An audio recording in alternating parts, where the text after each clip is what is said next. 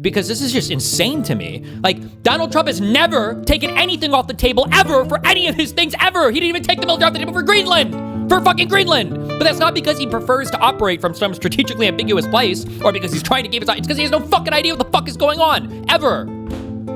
He doesn't know what he's going to want to do tomorrow. He has no idea. In the Indian Ocean, and we'll play it on the screen there, an American submarine sunk an Iranian warship that thought it was safe in international waters. Instead, it was sunk by a torpedo. Quiet death. The first sinking of an enemy ship by a torpedo since World War II. Like in that war, back when we were still the War Department, we are fighting to win. In the Indian Ocean, and we'll play it on the screen there, an American submarine sunk an Iranian warship. Wow. That's so cool. Okay, so I was kind of reading stuff online. Why are we in why are we at war with Iran again? What was it? Do we give a reason for this, or is this just kind of we just do whatever now? We ball. Rubio says planned Israeli action against Iran prompted U.S. strikes. Okay. Not helping the Zog accusations over here, but okay, Rubio. Planned Israeli action against Iran that would have seen retaliation against American forces prompted the United States to launch its weekend strikes against Tehran, U.S. Secretary of State Marco Rubio said on Monday. We knew that there was going to be an Israeli action. We knew that that would precipitate an attack against American forces, and we knew that if we didn't preemptively go after them before they launched those attacks, we would suffer higher casualties. I don't believe literally any of this. One, I'm pretty sure the United States could make Israel fuck off if they wanted to. Pretty sure the U.S. could say, hey, we're not doing that. Okay? Number one. Number two, if the U.S. was vocally and explicitly uninvolved in any strikes, I would be surprised if Iran would attack U.S. troops. That seems like it would be kind of crazy.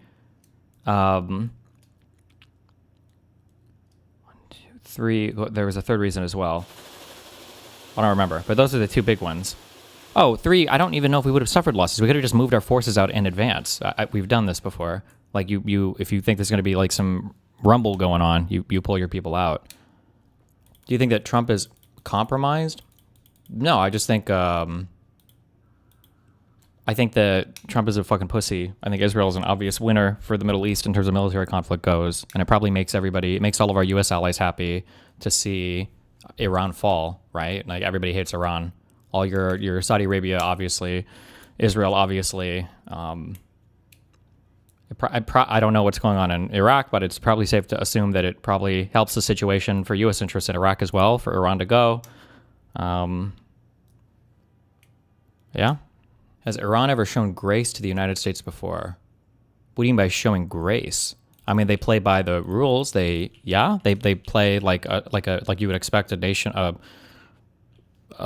logical, rational nation state to play by. Yeah. No warning, no siren. 6 U.S. service members killed in Iranian strike that hit makeshift operations center in Kuwait. The first U.S. service members to die in the conflict between the U.S. and Iran were killed by a direct Iranian strike on a makeshift operations center at a civilian port in Kuwait on Sunday morning local time. A source familiar with the situation told CNN. The death toll from that attack at the Shuaiba port has since risen to 6. RIP. It hit a tactical operations center that was fortified, but there was one projectile that made it through air defenses. Not good. Not good. There were 3 U.S. service members and 15 E's, or whatever, F-15Es, who got shot down as well. E's? For additional perspective on... Yeah, they're like retrofitted with new technology, F-15s. Gotcha. Mark Rutte, the Secretary General of NATO, standing by. He was listening to some of that press conference. Secretary General, it's good to have you with us on the programme. Good to be on the programme. Good afternoon. Let us pick up with the fast-moving events of the last 48, 72 hours. There is a disconnect between European capitals and the United States on military engagement in Iran. How does that complicate NATO's position? Well, I would, to the contrary, say that Europeans are really stepping up. When you look at the comments by Chancellor Merz yesterday, who is now flying out to Washington for meetings tomorrow in the White House, absolutely supportive of what the Americans are doing, taking out the nuclear and the ballistic capability in Iran, which is a threat to us in Europe, a threat to Israel, to the region. Let's see how this develops over the next hours and days. But what I know from the Gulf nations is, of course, they totally condemn the fact that they have come under this indiscriminate attacks by Iran, which is basically lashing out now at its neighbors in the region, totally without any military reason, because they're hit. I feel like Europe is getting ready to do their NATO exit. Not like formally or whatever, but I saw that, I think Macron said that they were going to start placing nuclear-capable missiles across different, was it EU states? EU states, yeah, and Poland's building their own. Hitting out at hotels and innocent civilians all over the region. So this is totally crazy. And this tells you something about the character of this regime and what they're willing and what they're up to. And therefore, it's extremely important that also myself and I saw Ursula von der Leyen coming out, the European Commission president, on this. Take on the school that got hit. Do you think it's more likely a failed Iran missile or USA/Israel that missed it? Given the precision of the USA and Israeli strikes, I would be surprised if they fucked up that badly. It's more likely an Iranian missile fail. That's like my priors, but I haven't like read anything in depth on it. So there might be more compelling reasons to say it was one side or the other. Also, we're coordinating closely this morning, and he said he's still looking into it. with partners in the region that we really stay shoulder to shoulder here. RAF Akrotiri is under attack. There's been another drone fired at the base today. Families are being evacuated. What are you doing as Secretary General to step up the defence of those bases, and particularly from the threat? Satellite images show Iran school strike hit more buildings than earlier reported. Oh, well, okay, maybe this is true then. I guess if it's really right next to a military base, is that... Dunebug said it was 600 meters away. That seems pretty far away. Yeah, it's like a fourth of a mile. Oh, this is a Kino clip. Is it? You'll concede this is war. You'll concede this is war. We haven't declared war. They declared war on us, but we haven't. Oh no, they don't give you the start of it? We haven't declared. Just now you said this is war. They've called it war. They've called it Oh, war. that's What a I was shitty saying clip. okay, well, that was a misspoke. What I was saying that they've declared war on us, but war is ugly. It always has been ugly. But we're taking out a regime that's been trying to attack us for quite some time. But you're not. We're not at war. We're just trying to take out a regime that's been against us for a long time. Oh, have you not seen that? They're trying to say that we've been at war for 47 years. Oh, okay. That's why Trump was saying that Kamala was going to start a war and Biden was going to start a war with Iran, right? Okay, gotcha. Are there measures Yes. being taken not Go to ahead. eliminate other possible alternatives to leadership? This is war, and we're taking out the threat. And if you're part of the threat, then you're a target. You know what we'd call not all the arrows, but going after the archers. You'll concede this is war. You'll concede this is war. We haven't declared war. They declared war on us, but we haven't. War. Secretary Hicks said Senator, we when you haven't walked up declared. just now, you Yeah. said this is war. They've called it war. They've called it war. What I was saying. You just- Okay, well that was a misspoke. What I was saying that they've declared war on us, but war is ugly. It always has been ugly. But we're taking out a regime that's been trying to attack us for quite some time. But you're not conceding this is war. We have declared war. People just don't want there is, I don't even know if there's like a legal definition in the United States for like war or what it means for Congress to do it. Like it would be misleading to say we went to Iraq without declaring war because Congress did authorize, there was the authorization for the use of military force, but it wasn't called a war. I don't know if Is it a declaration of war? Specifically? I think it's just like a thing you can just do or not do, but I don't think there's not like I don't know if there's like a rule book when there's like a formal declaration made or whatever. But it's like a noun that people are treating like it has like this strict definition. But like in any sense of the word, if a country were to go to another country, invade it, capture their leader and leave, like you would call that like a war or like a warlike action. For Venezuela, it just doesn't seem like it because it was very fast, but That was a war-ish. I would say like the Russia thing, obviously, with Ukraine, that's a fucking war. This is a war. But war is just, it's like a vibe thing. word Like games. you kind of like vibe out like what is a war versus what is not a war. But it's not like a strict like we are at war and now all this stuff is going to change and we are not at war. So none of this is going to change basically, yeah. Would you say that we were at war when the United States went and bombed the nuclear facilities in Iran? Yeah, I would say these are war actions. You're literally doing missile attacks on other countries. Yeah, Jesus. So if we haven't declared war, then I don't see that. The president hasn't asked us to declare war yet, but they have declared war on us. We're just simply fighting the threat that's been at our door for 47 years. I've already answered the question. Surely that ask could be coming, an ask from... Epic. The president's decision here is extraordinary. It's known as Operation Epic Fury, which I gotta say is just awesome. The operation names from the administration, top notch. Midnight Hammer was great last year. Operation Epic Fury, yeah, man. Epic Fury. The president.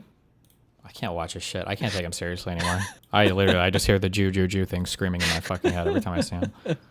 On all the latest developments, we turn now to our panel of experts. Holly Dagras is a senior fellow at the Washington Institute for Near East Policy. That's a Washington think tank. She spent her teenage years in Tehran and now curates The Iranist. That's a weekly Substack newsletter. Alan Ayer served in the U.S. government for 4 decades. He was part of the Obama administration's negotiating team for the Joint Comprehensive Plan of Action, or JCPOA, deal with Iran. He's now at the Middle East Institute. And retired Colonel Joel Rayburn served in the Army for 26 years. During the first Trump administration, he was on the National Security Council staff focusing on Iran and the Middle East. He's now a senior fellow at the Hudson Institute. Thank you all for being here. Holly, I'll begin with you because we've seen in our reporting an evolution of messaging from the administration. President Trump calling for regime change a couple of days ago. Secretary of Defense Hegseth now saying it's not about regime change. What's your reaction to that, and how is all that resonating in Iran? Well, the messages that are conflicting, and it is a bit disturbing because, the sense that some Iranians on the ground got was that they were actually going to see some sort of change inside the country. And this was started, of course, with that unprecedented massacre in January, and President Trump saying that help is on the way, take over your institutions. And it seems that we're hearing from senior U.S. officials that they do want the Iranian people to take control of their own future. But at this juncture, much of the clerical establishment is still in power, so it's hard to envision that.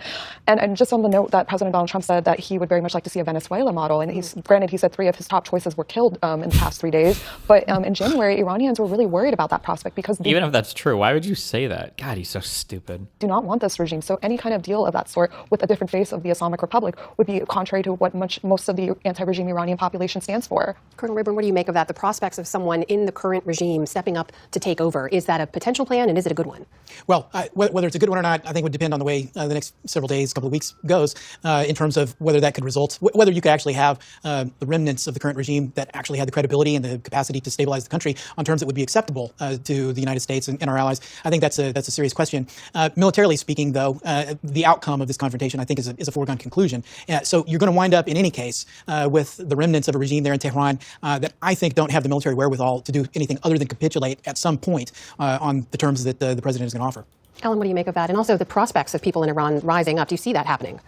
I think it's possibly, I wouldn't characterize it as the remnants of the regime. The regime is more than just the individuals, some of whom may live through this, many of whom will not. It's institutions. And I see no indication that currently those institutions are weak or fraying, or that you can destroy these institutions from the air. So in terms of regime change, for that to happen, 2 things would have to happen. The current institutions, interlocking institutions like the IRGC, the Islamic Revolutionary Guard Corps, would have to be destroyed kinetically from the air, which I think is improbable. And then you would have to have a substitute, interlinking, functional series of institutions to plug in its place. And I think that's even more improbable. So I think the most likely outcome is after 4 weeks or so, you'll have a vastly degraded command structure in the Islamic Republic, but the core institutions, in one way or another, will still remain. Colonel, the U.S. president has not ruled out U.S. troops on the ground. Is that a good idea? Well, I think, President Trump is somebody who likes to keep his options open. He likes strategic ambiguity. He wouldn't like to rule out, I think, a military option this early in a campaign. But I think the objectives that have been laid out so far by the president, by Secretary of State Rubio, and then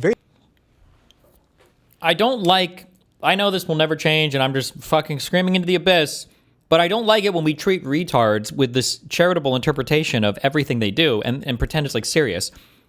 Trump is not a person who likes to keep his options open and prefers strategic ambiguity. He is a retard with no plans who is willing to do anything. That's it. And that's how it should always be expressed.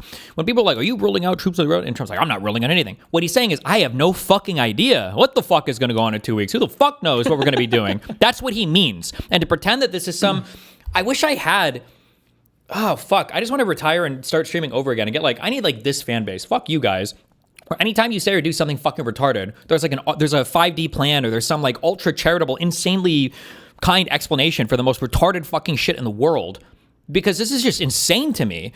Donald Trump has never taken anything off the table ever for any of his things ever. He didn't even take the military off the table for Greenland. For fucking Greenland. But that's not because he prefers to operate from some strategically ambiguous place or because he's trying to keep his... It's because he has no fucking idea what the fuck is going on. Ever. He doesn't know what he's going to want to do tomorrow. He has no idea. So, but how are the generals... How do they not have a plan? They must come to him and be because sir. Because everybody got replaced with sycophants. Before, the generals did too? have a plan. Yes, because before, when Trump was on the way out and he was like, I want you to pull every motherfucker out of Afghanistan. Fuck this place and fuck Biden, right? Yeah. They said no. They were like, we're actually going to go ahead and not do that, okay? Eat shit, you fucking loser. They said no. They said there's going to be a catastrophe. We're not doing it. This is... But those people are all gone, and now it's all been wiped out with fucking sycophantic, obsessive cult worshippers.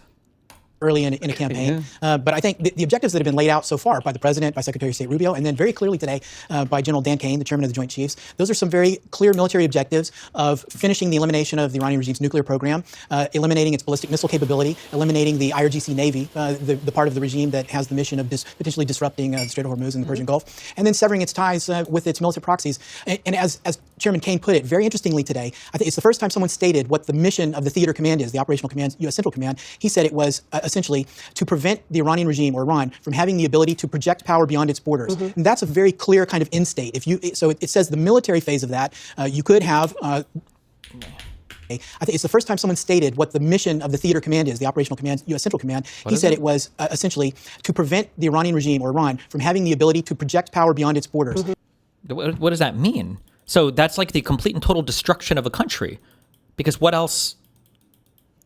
Well, that's destroying everything. What do you mean? What? Okay. And that's a very clear kind of end state. So it says the military phase of that, you could have, as Alan would say, the remnants of a regime in Tehran that are still there somehow, somewhat intact, but have no ability to damage the region beyond their borders or international security. Holly, we have heard more from U.S. officials about justification in the original U.S. and Israeli attacks. Does that line up for you in terms of what they're saying, that there was a potential imminent threat, that the U.S. is acting both defensively and proactively? I mean, we're getting a lot of mixed messaging right now, and I'm not entirely sure what exactly led to this, because essentially, if we remember, there was a massacre in January, and it was that reason that Trump wanted to respond to that, and he sent assets into the region for that very reason. You're referencing the regime cracking down. That's pretextual. Donald Trump doesn't give a fuck. Why are we pretending to do analysis? I don't understand. Like there's got to be, you know what this feels like? Have you ever seen people that do the, am I making this up? Like pinball racing? Oh, Welcome back. Yeah. Oh, yeah. Race. Yeah, I know what you're talking about. Come in Where you at pick fourth one and or whatever. fifth. Yeah. Marbles racing. Mystery swirl. Like this is a joke because it's funny because they have no agency. It's just marbles following physics, right? But you comment on this, or I think there used to be people that did, is it guinea pig racing? Or the guinea pig Guinea Pig racing, baby racing. Yeah. Guinea Pig Olympics.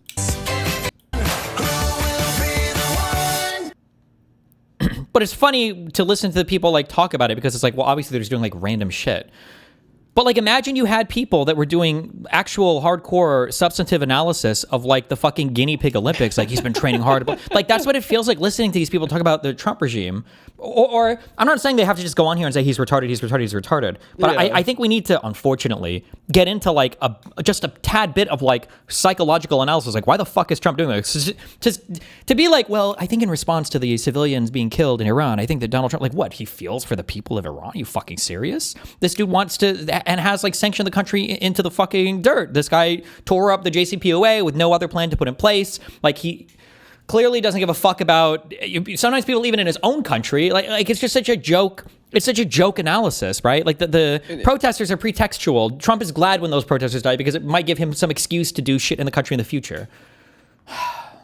It was that reason that Trump wanted to respond to that, and he sent assets into the region for that very reason. You're referencing the regime cracking down on protests. Yes, the anti-regime uprising in January. And before that, we heard in December, Israeli Prime Minister Benjamin Netanyahu, during his meeting with President Donald Trump, saying that ballistic missiles were a very big issue. So it seems like the goalposts are moving around frequently about what the modus operandi of this war was, and it seems like it's a very different from why assets were moved in January.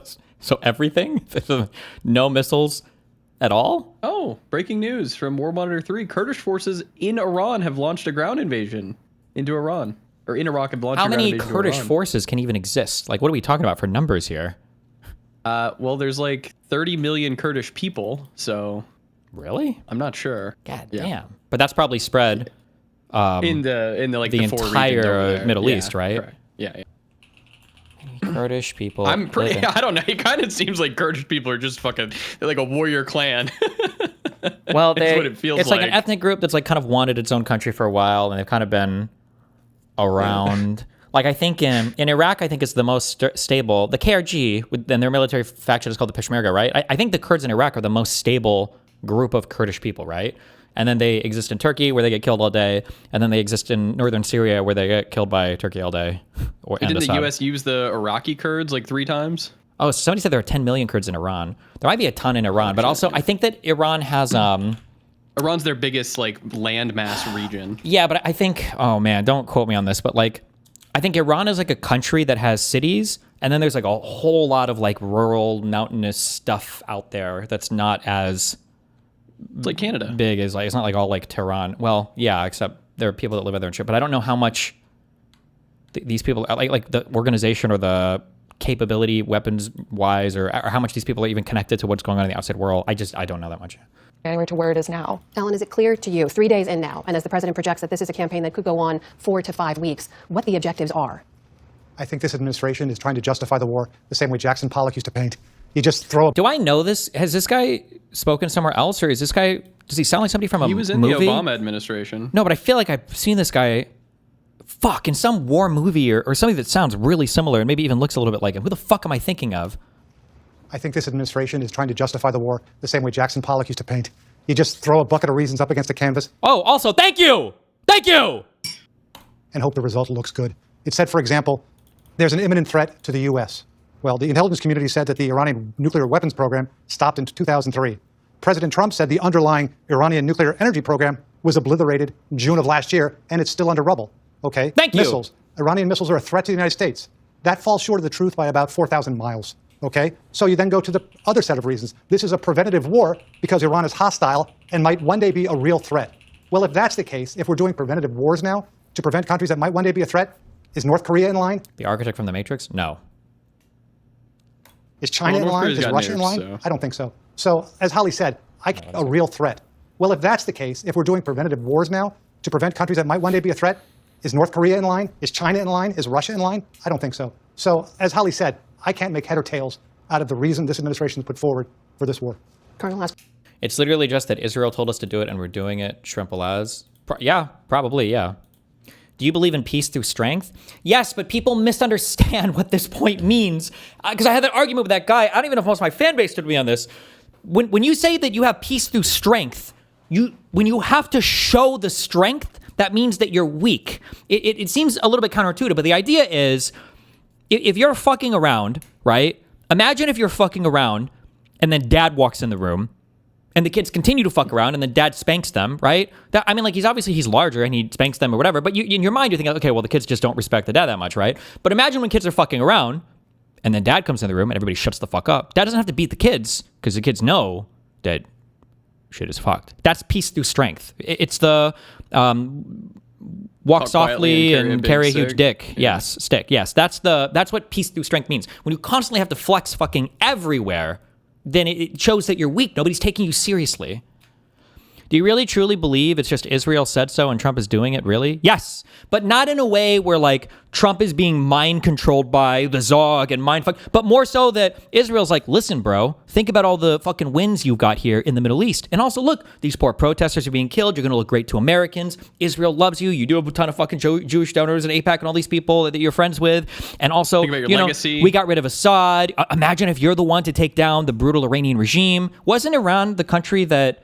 Did Joe Biden increase Secret Service for Trump because supposedly there was an Iranian plot to assassinate Trump? I believe so, right? Yeah, they were talking about that. And Trump already assassinated Soleimani, who was the head of the, it was either the IRGC or the Quds Force in the IRGC, I forget. But I think probably the head of the whole IRGC, right? Soleimani was really well known. Was it just the Quds Force? Okay, but he was a really well respected Iranian person.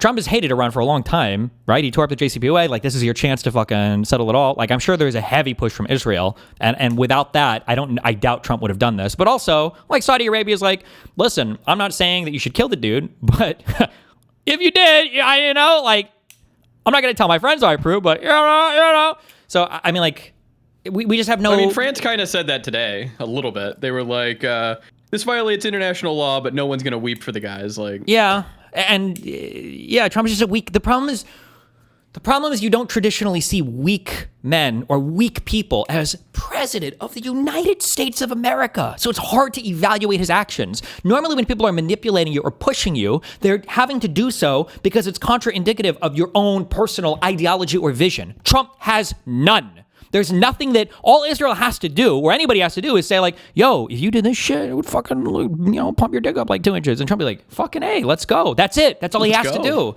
And generally speaking, Israel is going to be largely aligned with U.S. interests, right? Assad, how do you say his name? Khomeini or whatever? Khomeini? The supreme leader. Like, these are people who are already aligned with Russia. It It works. It's just going to naturally play out the way that it is. I will say though, if I was Ukrainian, I would be killing myself more and more every single day, saying how adventurous and brave the United States is when it comes to literally anything except for an actual fucking adversary like Russia. To respond to what we just heard from Alan. Are there other countries in line if this is the reasoning? Well, no, look as I've said before, we're in a post-October 7th environment here. The Iranian regime posed a very real, concrete threat to the region around it, to Israel and other of our allies, by joining that war on October 8th. And really... oh, my God. Who is this guy? What's his last name? Rothstein? Rothschild? Goldenstein? Who's this dude over here? The fuck? Come on. It said like ex-colonel for Trump. Concrete threat to the region around it, to Israel and other of our allies, by joining that war on October 8th. And really, Hamas used on October 7th a capability that the Iranian regime equipped it with over a course of more than 15 years. So I think, October 7th, October 8th, then the missile attacks in 2024, 2025 by the Iranians on Israel. This is the culmination of what was Ali Khamenei's very aggressive, very hostile foreign policy. Oh, wow. So better to be a paper tiger like Obama. Draw red lines and don't follow through. That's actual strength according to you? First of all, nice whataboutism, number one. Number two, I think the Obama red line thing was not good, okay? But number three, where's Gaddafi at? So don't pretend that like nothing happened, okay, with the Clinton State Department with Barack Obama. Don't pretend like he didn't fucking do anything, okay? Stop. Didn't he bomb the most people? Like he did the most fucking drones and shit? I don't know. Policy in the region and beyond. They continued to intervene in European security by providing the Russians with the military means to attack Ukrainian cities. So how does your interpretation of show of force correspond to your theory of power projections in countries all across time and cultures? I don't know, but I'm going to vibe it out. And I'm probably right that the most powerful societies were not ones that had to go to war to keep every single person underneath their control into perpetuity. That when they started doing that, that was probably when the empire was on its way out because people were perceiving the empire to be weak rather than they were constantly at war with fucking everybody in order to maintain their vassal states or their constituencies or whatever the fuck else, we might guess. This is a regime that was posing a threat to U.S. interests, U.S. allies, not just in the region, but beyond. So I don't think they were just sitting there not doing any harm. Is Israel on net stabilizing or destabilizing? What's your opinion these days? There's a hard one to answer. In terms of the style of regime, being a democratic regime that's largely aligned with U.S. interests, from a U.S. perspective, and I tend to favor democratic regimes over monarchies or authoritarian regimes, I would say that on net they are stabilizing, but they're going to be highly destabilizing to other actors in the area that aren't aligned with their interests. So take for that, which like on net, I guess it depends on the perspective of where you're coming from. Like if you're, yeah, that's, I would say, yeah. Threat to U.S. interests, U.S. allies, not just in the region, but beyond. The red line thing was Syria's gas attack use. Just heads up because you said Gaddafi. No, yeah, because Gaddafi was, hold on. Let me make sure I have my, Gaddafi, was that like 2011? Yes. That's why I brought up Gaddafi, because we got rid of that dude. That wasn't a paper tiger thing. That guy was gonzo garbanzo. The red line had to do with, yes, it was saying that if, I think it was just, wasn't it a threat of just a no-fly zone or something if they did chemical weapons attacks and then they didn't Obama to do anything? But I mean, he shouldn't have drawn that red line if he wasn't prepared to follow through with it. But so I don't think they were just sitting there not doing any harm, and then the Trump administration decided out of nowhere to attack them. Lots more to cover in the days and weeks ahead, it looks like. Alan Ayer, Colonel Joel Rayburn, Holly Dagras, thank you very much. Thank you, Emma. I hate your foreign policy analysis so much, especially when it comes to Trump. You make no effort to analyze the actual events unfolding and just disregard everything because Trump is a retard. Bro, I just listened to for the past year, my president is talking about invading fucking Greenland. What do you want me to analyze, bro?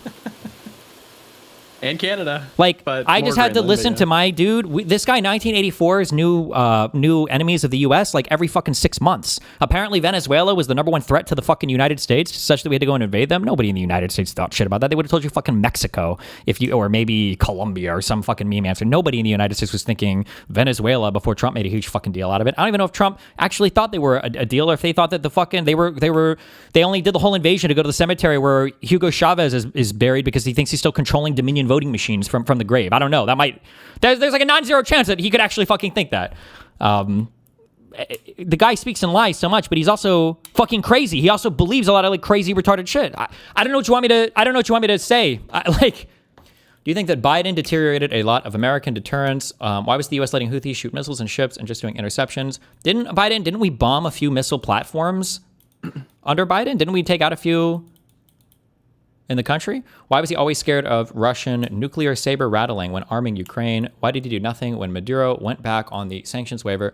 So for letting the Houthis shoot missiles, I mean we we counterbombed their missile installations. I mean, I don't know what else, save for what, you want a full ground invasion into Yemen? Like, this was an area that we'd already pulled out of a coalition against, right? The Saudi Arabian one, who'd been bombing them for, what, the better part of the last decade prior to Biden pulling out of that. You had a place where tens of thousands of people had been starving to death. And then on top of all of that, you have the, just imagine for a second the U.S. president wants to go and start a war in Yemen while Israel is fucking raising the Gaza Strip over and over and over again. And now we're also going to go to war with Yemen, a place that's had more children die of starvation, in 5 years than the total amount of Palestinians that even died in the totality of this most recent war. I don't know where the appetite would have been for that in American politics, internationally. I don't know what that just seems like an untenable position to me. Like, we bombed their missile installations. I'm not sure what more we could have, not really at all, just symbolic bombings. What do you mean? We bombed missile platforms. How is that symbolic? The Houthis only agreed to stop the campaign after the Trump admin stepped up the bombings, and that wasn't a war with Yemen. By the way, you were just not informed. Okay, cool. Yes, true. Play word games. Bombing other sovereign states with your own military is definitely not a war. Absolutely true. Let's get him in here. True. No, I have to talk to Hutch pretty soon. Why was he always scared of Russian nuclear saber rattling when arming Ukraine? There's an argument to be made for Biden arming Ukraine faster, but if I had to guess, and I know this upsets some people, hopefully Anna's not listening, I don't know if anybody had any idea what the Ukrainians would do in the beginning of that war. I don't know if anybody actually knew what the capacity for Ukraine to fight would be, because it's easy now to say that, oh, well, we should have just given them a fuck ton of stuff right in the beginning. But remember that Ukraine has, again, I love my Ukrainian people, has a history of being a historically insanely corrupt country, right? Leading up to Euromaidan, a lot of this had to do with literally oligarchical control of different sections of the economy, with the idea that that Yanukovych was about to sell out his fucking people as some basically Russian puppet government guy. That this is a country that had a whole bunch of different issues going on with it. And then regardless of issues, even if it was a stable country absent corruption, the idea that you start a war, imagine we pump how many different weapons and arms into that country, and then imagine they fall to Russia in 2 weeks anyway. It's like, well, fuck, what do you want to... Yeah. With the damn autopsy revealing Gaza as a huge reason for the loss, you pin more blame on Netanyahu for keeping bombing and agreeing to the Biden drafted ceasefire plan at 3-phase 1 and campaigning for Trump, shitting on Obama and Joe. I don't know how that's too much of a nonsense for me. I don't know. I would have to look at their autopsy about the Gaza stuff. Gaza could have been the reason for the loss, but it's one of those things where when you talk about the straw that broke the camel's back, technically anything could have been the cause, depending on how you view it. What was the cheeseburger you ate, or what was the piece of food you ate that made you throw up if you overeat a ton of shit? I mean, technically any one piece could have been the thing. Ukrainians were asking for closing the sky since the start of the war. Yeah, but a no-fly zone over Ukraine, which I think would be based, is essentially the first time almost ever, maybe ever, that two nuclear powers are going to be going to war with each other. That's a very, very, very, very, very scary thing. I don't think anybody in the world was ready for that, even for Ukraine, Our Mearsheimer dude, what do we got? 100%. Well, it's not 100% clear to me, General, and that's not to suggest that I don't support 100% what is happening, nor that I 100% offer. Red lines are intentionally ambiguous, otherwise they won't work. It's very easy to say that in hindsight. I don't know if that's true. If you red line and you let people walk over it, it does cut against you. I think it makes you look unserious, yeah. My support. I just think I want to ask, well, it's not 100% clear to me, General, and that's not to suggest that I don't support 100% what is happening, nor that I 100% offer my support. I just think I want to ask a couple of critical questions, and I hope you know how much respect I have for your service, and I think it goes without saying to anybody watching how much respect I have for the men making this decision. You don't have to patronize me, just ask the question. Go ahead, come on, ask it. To be clear, General, I'm not patronizing you. I'm trying to have a very serious conversation in front of the American people. The men making these decisions have my utmost respect. This is less about you than everybody making these decisions. And this is about the American people understanding the investment that lies before them. What the fuck was the question, damn it? I don't know. We don't get it. Explain the Houthis didn't stop their attacks under Biden, but did under Trump. I don't know. I would have to look at the timeline for how much they were attacking. I don't even know if Trump... I know that Trump did strikes in Yemen. I don't know if those were even more or less than what Trump did. There's also a time factor as well, too, though, where when the war is hot. So, like, for instance, a lot of people want to give Trump credit for winding down the war between Israel and Gaza, but like all wars wind down after some point in time. And it was, 8 or 9 months into Trump's administration before, there was finally whatever fucking ceasefire they have now. It's kind of like when you take, like if you get a cold and then after 4 days you drink some lemonade and then you start getting better. And it's like, oh, I guess the lemonade cured me. Well, I mean, you're going to get better eventually. Like, it's not. Can't go on forever. Yeah. Or you could die, I guess.